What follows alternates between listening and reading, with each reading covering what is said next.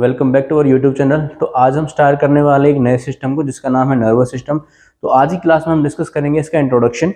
अगर मैं इंट्रोडक्शन की बात करूं तो आप सबको पता है कि जो हमारा नर्वस सिस्टम है वो एक वाइटल सिस्टम है हमारी बॉडी का, vital system of our body. Nervous system कभी भी अकेला काम नहीं करता है, ये हमेशा एंडोक्राइन सिस्टम के साथ काम करेगा। It always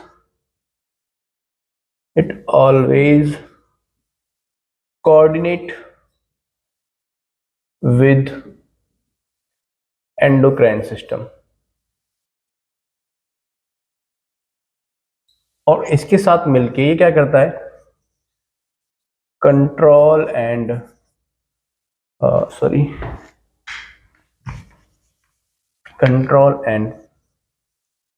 coordinate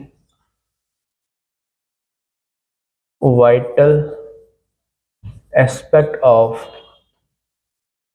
body and homeostasis.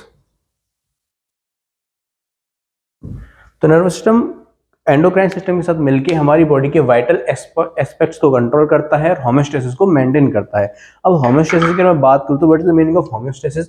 तो होम्योस्टेसिस का मतलब होता है इक्विलिब्रियम,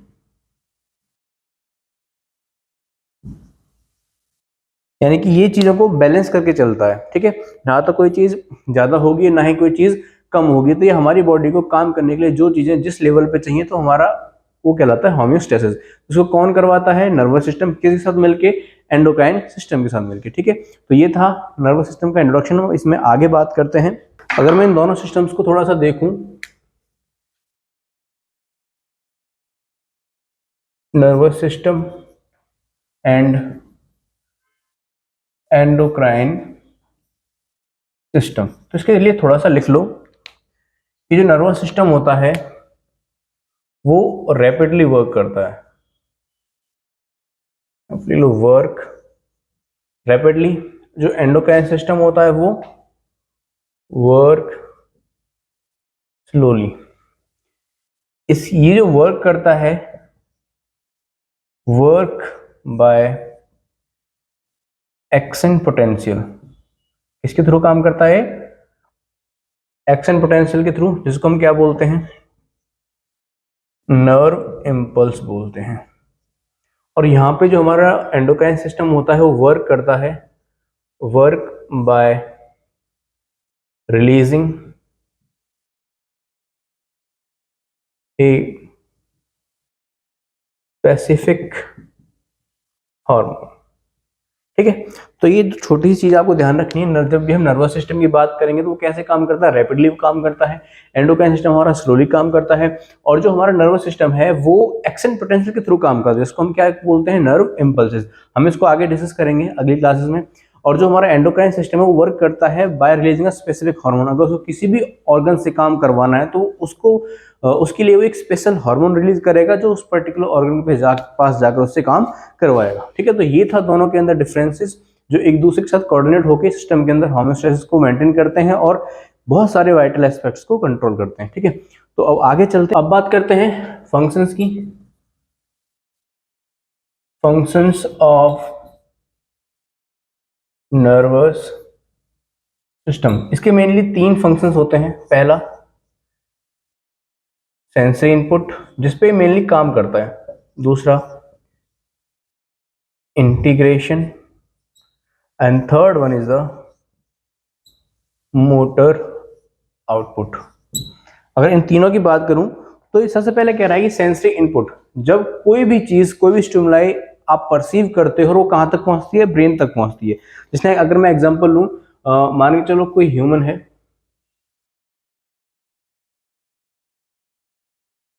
ठीक है, अगर मैं इसको टच करता हूं, मैंने यहां पे इसको टच करा, तो जो टच था इसको किसने फील करा है? हमारे जो रिसेप्टर्स होते हैं स्किन पे, उन रिसेप्टर्स ने इसको क्या करा? फील करा, है ना। तो इसको मैं बोलूंगा सेंसरी इनपुट, कि स्किन के थ्रू इसको क्या मिला? सेंसरी इनपुट मिला। अभी जो सेंसरी इनपुट था ये स्किन से लेके कहां जाएगा? ब्रेन तक। ठीक है, अब ब्रेन में क्या होगा? इसका प्रोसेस किया जाएगा। ठीक है, कि कौन टच कर रहा है, कैसे टच कर रहा है। जैसे माने चलो अगर यहाँ पे जो टच है ये कोई हॉट ऑब्जेक्ट है, ये क्या है? कोई हॉट ऑब्जेक्ट है, किसी हॉट ऑब्जेक्ट से ने इस इंडिविजुअल को टच करा, उसके ब्रेन तक पहुंचा, तो ये पहुंच रहा है, यहाँ तक पहुंचने वाला, ये कहलाता है सेंसरी इनपुट। क्या कहलाता है? Sensory input. और जो ये प्रोसेस हो रही है इसको हम बोलते हैं इंटीग्रेशन। क्या बोलते हैं? इंटीग्रेशन। यहाँ पे क्या डिसाइड कर रहा है कि जो ये हॉट ऑब्जेक्ट है इससे मुझको खुद को बचाना है या नहीं बचाना है। अब उसको पता चला कि हॉट ऑब्जेक्ट है तो अगर हाथ रखा या कुछ भी चीज इसके ज्यादा कांटेक्ट में रही तो वो जल जाएगा, तो इसको प्रिवेंट करने के लिए क्या करेगा? वहां से मूव करेगा। तो ये क्या करेगा? Remove body. उसने अपनी बॉडी को वहां से हटा लिया, या फिर मैं बोलूं मूव। इसने क्या करा है? मूव करा है। तो जो ये मूव हुआ है ये कब हुआ? जब सेंसरी इनपुट मिला, ब्रेन ने प्रोसेस करा कि वहां से हटना चाहिए, और हटने के जो ये एक्शन लिया गया है ये क्या है? एक एक्शन है। और जो एक्शन है ये कहलाता है सेंसरी आउटपुट। क्या कहलाता है? Sensory output. इन तीनों चीजों पर हम आगे मोर डिटेल में बात करेंगे अगली क्लासेस में। फिलहाल बेसिकली आपको समझ में आ गया होगा फंक्शन ऑफ नर्वस सिस्टम। तीन मेनली नर्वस सिस्टम के फंक्शन होते हैं, पहला सेंसरी इनपुट, दूसरा integration and third one is the motor output. ये एक छोटा सा डायग्राम है आपको जो आपको समझ में आ जाए। ठीक है, तो आगे चलते हैं। तो अब बात करते हैं हम डिवीजन ऑफ नर्वस सिस्टम की। एक फ्लो चार्ट बनाते हैं, उसको ड्रॉ कर लेना।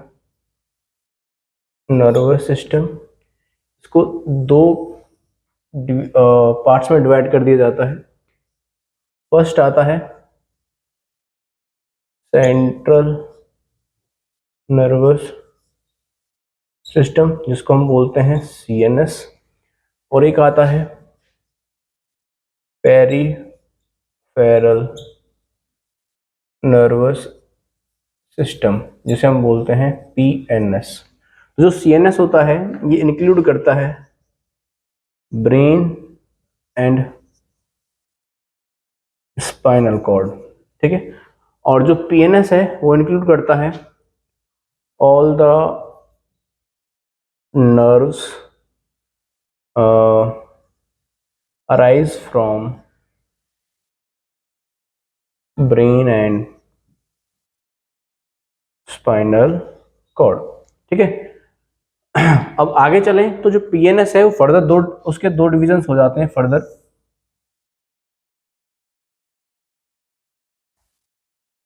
एक होता है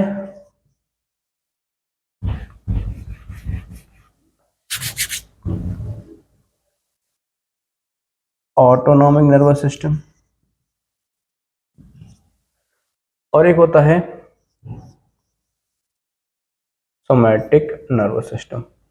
जो ऑटोनॉमिक होता है वो कंट्रोल करता है इनवॉलेंट्री एक्टिविटीज। हमारी बॉडी में जितनी भी इनवॉलेंट्री एक्टिविटीज होती हैं वो कौन करवाता है? Autonomic nervous system.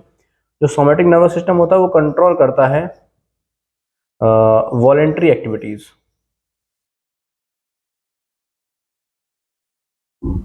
ठीक है, तो आपने अब तक देखा कि नर्वस सिस्टम को दो हिस्सों में बांटा गया है, central nervous system and peripheral nervous system. Central nervous system include करता है ब्रेन और स्पाइनल कॉर्ड को, इसके अंदर आती हैं सारी नर्व्स जो ब्रेन और स्पाइनल कॉर्ड से निकलेंगी। PNS को फर्दर दो हिस्सों में डिवाइड कर दिया जाता है, somatic nervous system and autonomic nervous system. ठीक है, ऑटोनॉमिक कंट्रोल करता है इनवॉलेंट्री एक्टिविटीज को और सोमैटिक कंट्रोल करता है वॉलेंट्री एक्टिविटीज को। अब जो ऑटोनॉमिक नर्वस सिस्टम है उसको फर्दर दो हिस्सों में डिवाइड कर दिया जाता है। एक होता है sympathetic nervous system, sympathetic nervous system, और एक होता है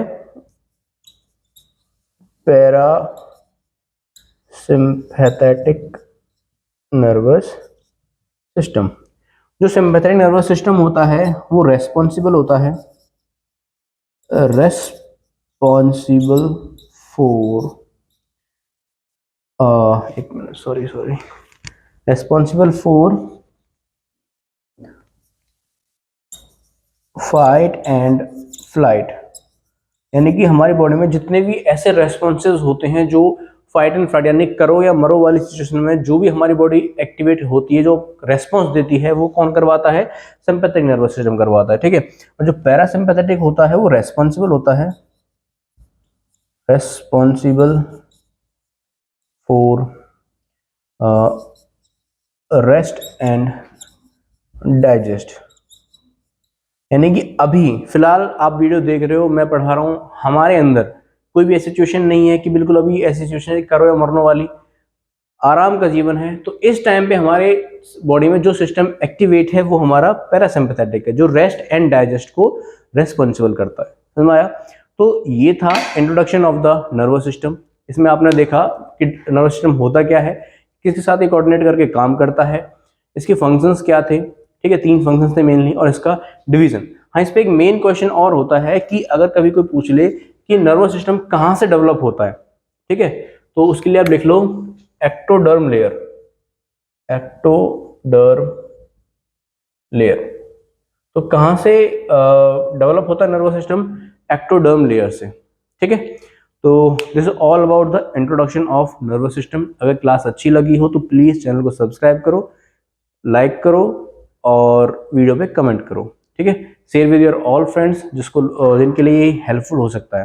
तो इससे आगे हम नई क्लासेस और लेके आएंगे जिसमें हम आगे बात करेंगे न्यूरॉन्स के बारे में, सेल टिश्यूज के बारे में, ठीक है। तो बने रहिए हमारे साथ, मिलते हैं नेक्स्ट वीडियो में। Thank you.